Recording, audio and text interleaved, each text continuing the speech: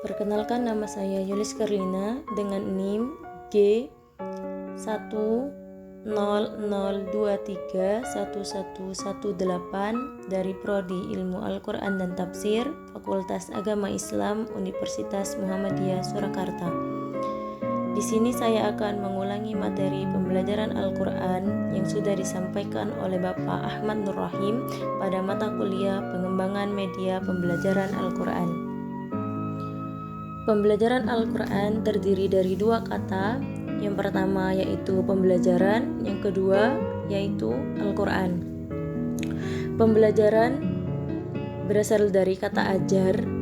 Ajar adalah petunjuk yang diberikan kepada orang supaya diketahui atau dituruti.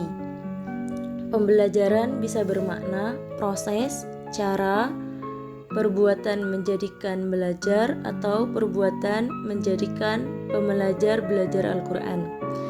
Ringkasnya, pembelajaran Al-Quran adalah proses, cara, perbuatan yang menjadikan pembelajar, orang yang belajar itu belajar Al-Quran. Aspek Al-Quran. Aspek Al-Quran itu secara kategoris bisa dibagi menjadi tiga. Yang pertama huruf, yang kedua kata, yang ketiga makna. Huruf biasanya dipelajari dalam tahsin, tajwid, dan baca tulis. Kata biasanya diajarkan dalam tahfidz. Kenapa? Karena kata-kata dalam Al-Quran tidak dirubah-rubah. Jadi kita tinggal memasukkannya ke dalam memori otak tanpa harus memikirkan kosakata yang baru. Karena tidak mungkin kata-kata yang ada di dalam Al-Quran itu akan diganti dengan kata-kata yang baru. Yang ketiga adalah makna. Makna itu berupa di dalam tafsir, paham, dan sarah. Sekarang penjelasan tentang huruf. Aspek huruf biasanya dikaji dalam tahsin Al-Quran meliputi: pertama, huruf adalah mengenalkan cara baca tulis huruf Arab atau imla dan huruf Al-Quran, yaitu Usmani. Mengajarkan huruf Arab dan huruf Usmani itu sangat penting. Yang kedua, makharijul huruf, membahas tempat keluar huruf, sifat huruf, dan pengucapan huruf. Yang ketiga adalah tajwid, membahas cara membaca Al-Quran yang baik dan benar.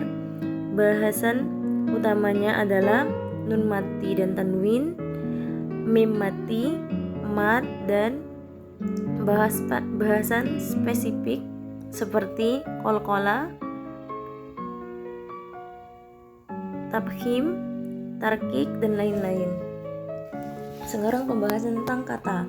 Aspek kata biasanya dikaji dalam tahfidz Al-Quran yang membahas cara menghafal atau menyimpan kata-kata Al-Quran dalam memori manusia. Jadi kita di sini diajarkan untuk menghafal bacaan-bacaan atau makna-makna yang ada di dalam Al-Quran. Yang kedua adalah bahasan kata Al-Quran hanya satu, yaitu ungkapan Al-Quran. Ungkapan Al-Quran ada dua bentuk. Yang pertama adalah Al-Quran jika bersanad mutawatir. Yang kedua adalah Al-Qiraat jika tidak bersanad mutawatir. Yang ketiga, ungkapan Al-Quran adalah bahan pembelajaran Al-Quran. Bahan ini bersifat tidak dinamis. Kemudian kita membahas tentang makna.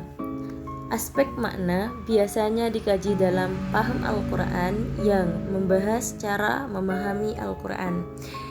Kemudian aspek makna mencakup makna dikaji dalam tafsir, maksud ditelusur dalam takwil atau terjemah, dibahas dalam tarjamah.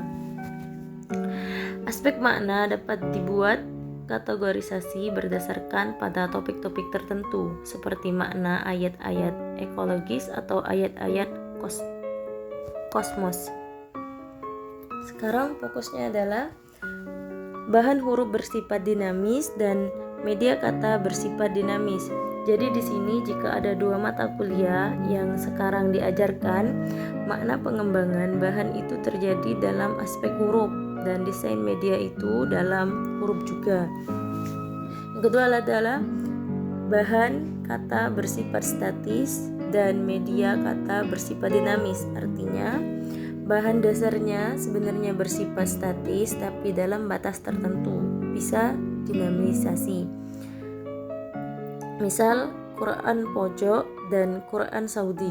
Ini kan bahan katanya sama tetapi bahan ajarnya yang bisa dibuat berbeda. Ketiga, bahan makna bersifat dinamis dan media kata bersifat dinamis. Kemudian ide kajian. Bahan Al-Quran yang bersifat dinamis dapat dikembangkan dalam pengembangan materi ajar dan media pembelajaran. Bahan Al-Quran sejatinya semua bersifat dinamis hingga dapat didesain dan dikembangkan. Ide kajian.